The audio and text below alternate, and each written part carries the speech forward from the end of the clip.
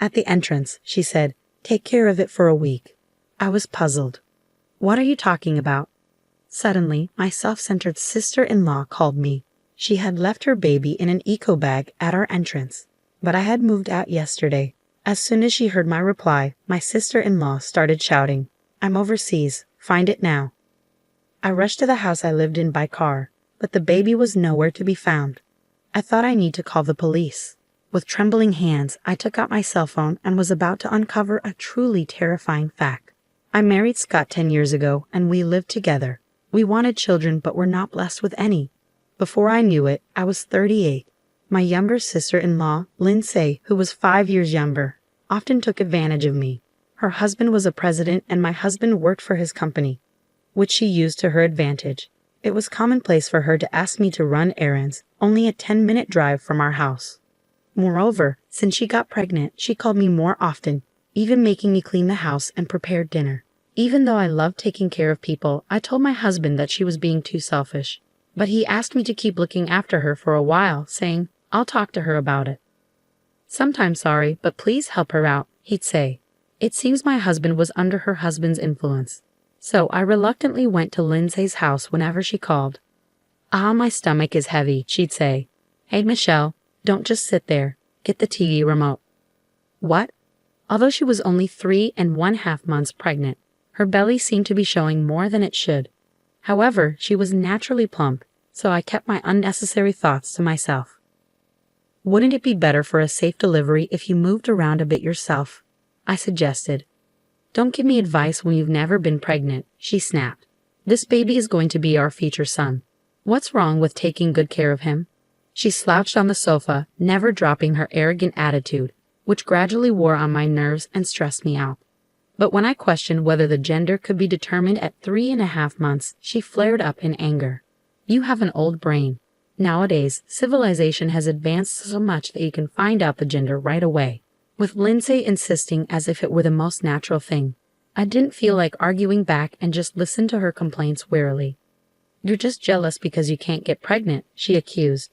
"It's really bad for the baby's prenatal education. If anything happens to this baby, it's your fault." Eventually, she started using the unborn baby to threaten me. It became suffocating to be with Lindsay, and I continued to go home sighing after quickly finishing what I needed to do. When I talked to my husband after returning from work, he soothed me, saying, "Just bear with it a little longer." Still, I felt uneasy as I went on with my life, because it was painful to keep feeling this way. I made excuses whenever Lindsay called and kept refusing her. Then Lindsay complained to my husband that I was being mean to her, which left me completely at a loss. Even if I said I was busy, she wouldn't listen and kept calling me. Eventually, I had to answer the phone, and she screamed in a piercing voice, "Michelle, is it okay if your brother's position at the company gets worse? You haven't forgotten that my husband is the president, right?" My husband was always gentle and kind with the sole intention of not causing him trouble. Feeling like I had no other option, I found myself at Lindsay's place more often. As time passed, Lindsay gave birth to a boy a month before her due date. Moreover, the baby weighed over 140 ounces. Isn't he too big for being born so early? I wondered. But having never been pregnant myself, I assumed it might be possible and accepted it. Lindsay named the child Chris, and predictably, after her discharge, she called me to take care of the baby. "Think of it as practice for when you have your own. Fulfill your duty as a nanny. You might not even get the chance to have one," she remarked. Despite my annoyance with Lindsay, I visited her home every time she called, thinking she must be struggling after just giving birth. Plus, the baby was just too adorable. "Chris, you're such a good boy. Grow up healthy," I coo. Changing diapers for the first time and bathing him, none of it felt like a burden when I saw his face. However, 3 months passed and Lindsay started dropping the baby off at my house more frequently. "What's going on? You're all dressed up," I questioned her once. "I have a dinner with people related to my husband's work. I have to go with him, so you take care of Chris," she replied. As she regained her strength, I realized how busy a president's wife could be, and I diligently took care of the baby. However, the frequency of Lindsay leaving Chris with me started increasing. "Thanks for today. Isn't this too much? You're not just accompanying your husband, are you?" I asked her one day. "Right now, my husband is handling an important business deal, and I'm helping out. You should help too." Lindsay raised her voice, forcing the child on me before quickly leaving. With doubts about whether she was really any help, I couldn't just ignore the baby in front of me, so I took care of him as needed. However, one day was different. When I changed his diaper, Chris had diarrhea. He was energetic and didn't have a fever, so I kept the room warmer than usual to keep him from getting cold.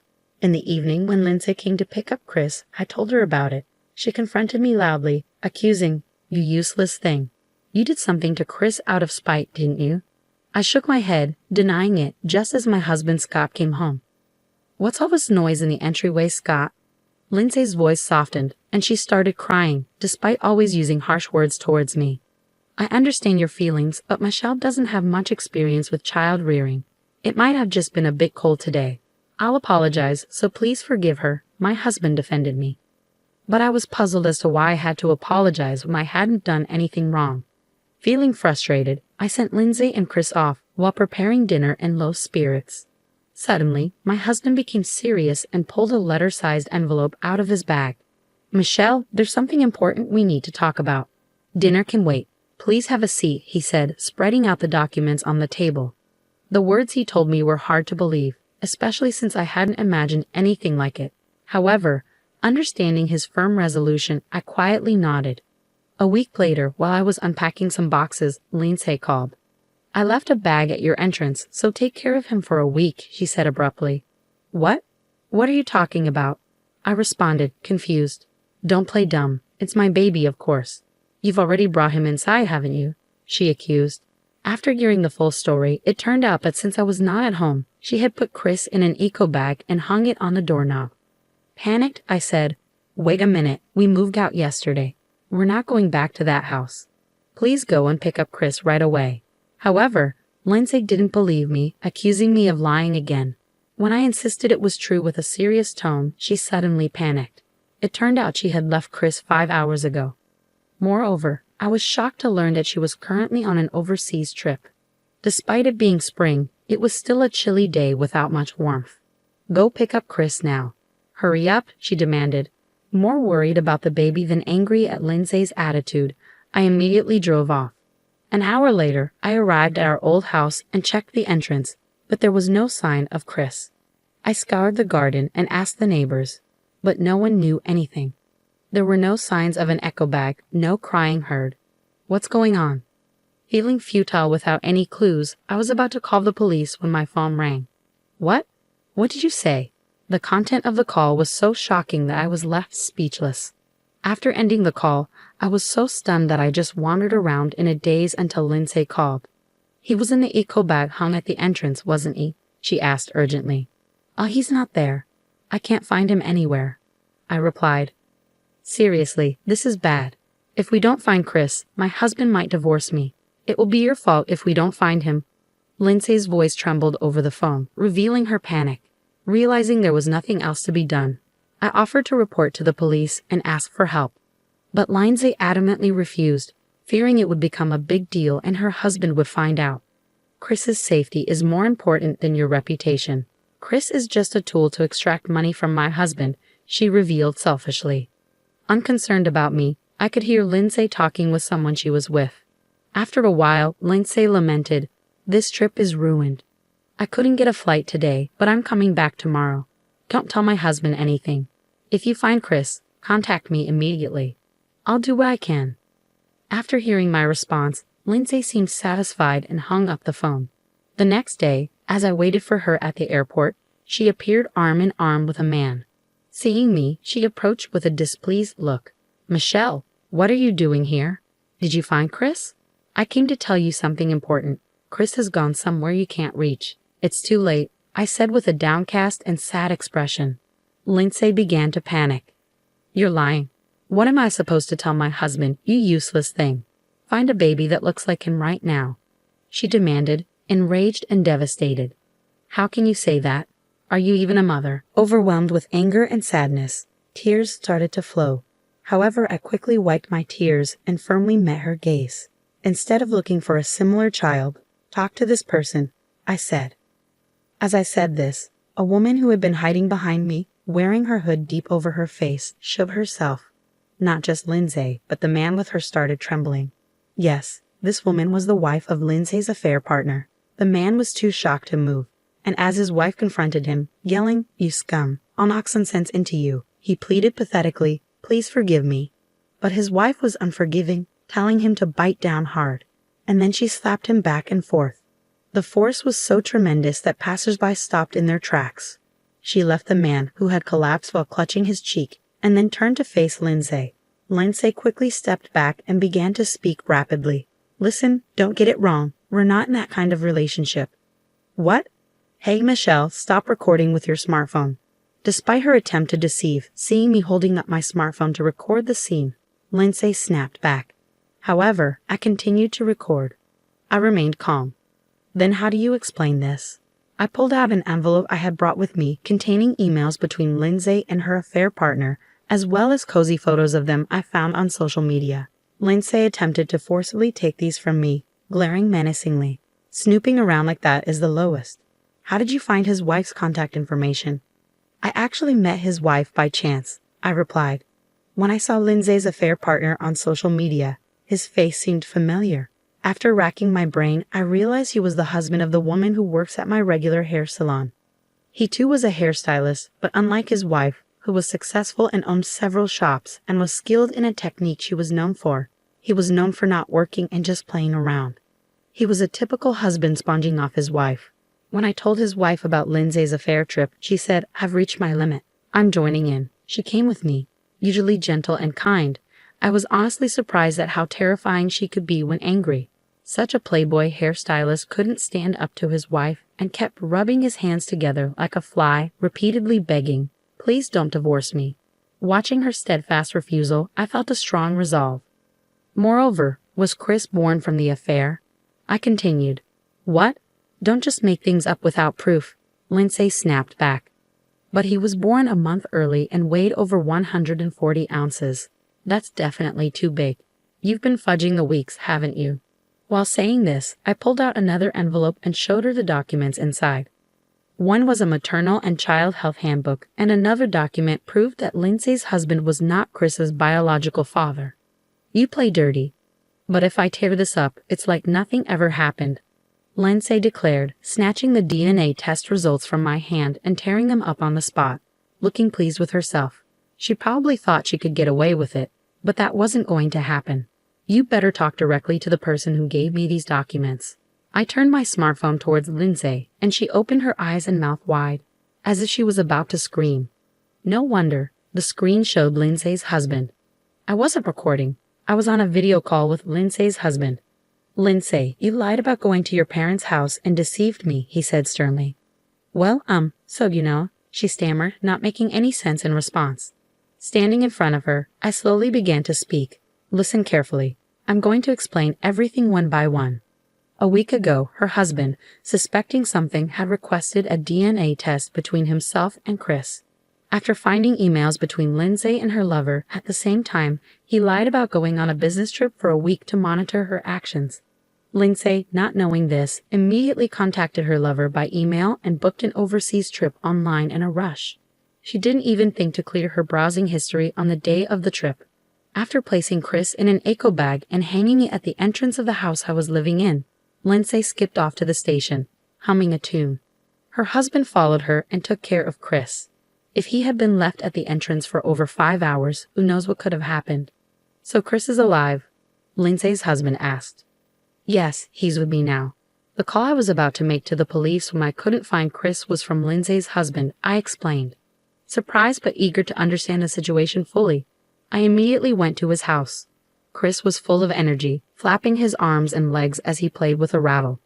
While hearing about the past events, I remembered that despite being born a month early, he weighed over 140 ounces. At the time, I reluctantly accepted it, but I indeed thought it was strange. With Lindsay's husband's permission, I searched through Lindsay's belongings and found her maternal and child health handbook.